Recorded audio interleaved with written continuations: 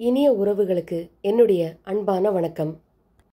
அஷ்டலட்சுமிகளையும் நம்ம வீட்டுக்கு வரவழைச்சு நமக்கு கோடீஸ்வர யோகத்தை தர்ற ஒரு அற்புதமான மந்திரத்தை பற்றி தான் இன்னைக்கு நாம் பார்க்க போகிறோம். இன்றைய காலகட்டத்தில் பண தேவைங்கிறது எல்லா மக்கள்கிட்டையும் ரொம்ப அதிகமாக இருக்குது.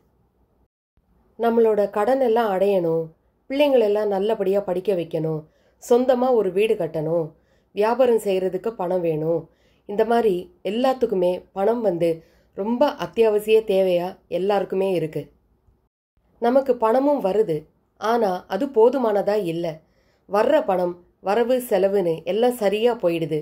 எதுவுமே சேர்த்து வைக்க முடியலை, மிச்சப்படுத்த முடியலை. ஒரு மனிதன் பிறந்ததுலேருந்து அவன் இறந்து போகிற வரைக்கும் பணம் தேவையாக இருக்கு. இந்த பணத்தை சம்பாதிக்க என்னென்னமோ பாடுபட வேண்டியதாக இருக்குது. பணம் நம்மக்கிட்ட நிறைய சேரணும், பணம் பெருக்கெடுத்து நமக்கு அஷ்டலட்சுமியோட அனுகிரகம் கிடைக்கணும். அப்படின்னா என்ன பண்ணுறது? அஷ்டலட்சுமியோட அனுகிரகமும் அருளும் இருந்தாதான் நம்மக்கிட்ட பணம் தங்கும். அதுக்கு ஒரு மந்திர வழிபாட்டு முறையை தான் இன்னைக்கு பதிவில் நான் உங்களுக்கு சொல்ல போகிறேன். நம்ம சேனலை முதல் முறையாக பார்க்குறவங்க நம்ம சேனலை சப்ஸ்கிரைப் பண்ணிக்கோங்க, ஆல் செட் பண்ணிக்கோங்க. வீடியோவை ஸ்கிப் பண்ணாமல் கடைசி வரைக்கும் பாருங்கள்.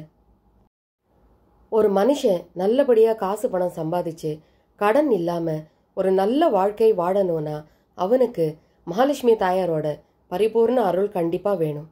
அதுவும் அஷ்டலட்சுமியோட ஆசீர்வாதம் கிடைச்சா பீடை தரித்திரம் எந்தவித தொல்லையும் வாழ்க்கையில் இல்லாமல் நாம் குபேர சம்பத்தோட நல்லபடியாக வாழ்வோம் அப்படிங்கிறதுல எந்த சந்தேகமும் இல்லை.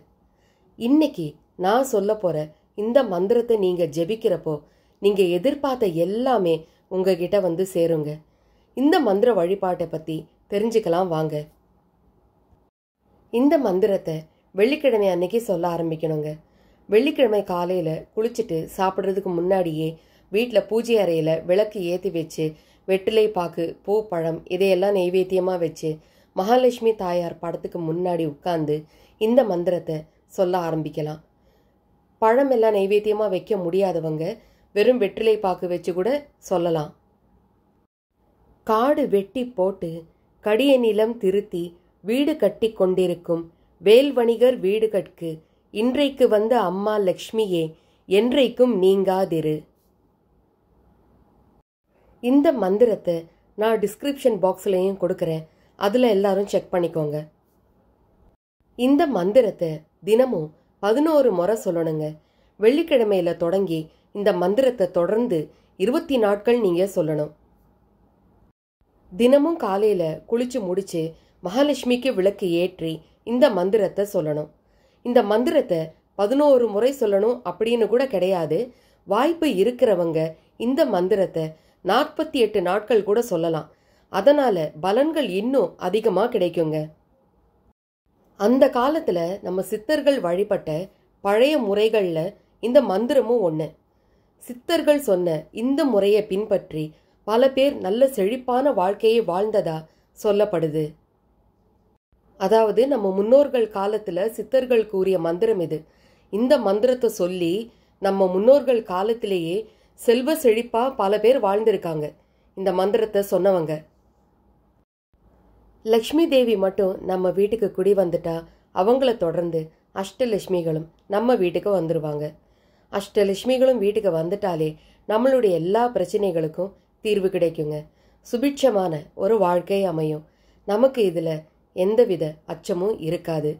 இந்த மந்திர வழிபாட்டு முறையில் உங்களுக்கு நம்பிக்கை இருந்தா இதில் நான் குறிப்பிட்டு சொல்லி இருக்கிற எண்ணிக்கையில் ஜெபிச்சு அஷ்டலட்சுமியோட அனுகிரகத்தையும் பெற்று கனவுல கூட நாம் நினச்சி பார்க்க முடியாத ராஜயோக வாழ்க்கையை நாம் கண்டிப்பாக வாழலாம்.